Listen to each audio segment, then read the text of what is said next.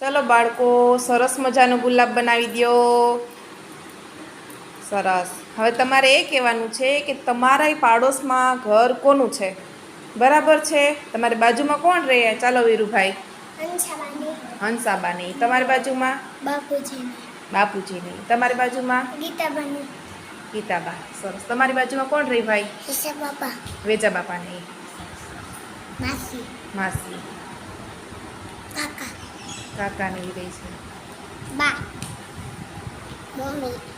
બાજુમાં કોની વાડી છે? તમારી બાજુમાં કોનું ઘર છે? ચંદુ બાપાનું ને એનું. તમારી બાજુમાં કોનું ઘર છે ભાઈ?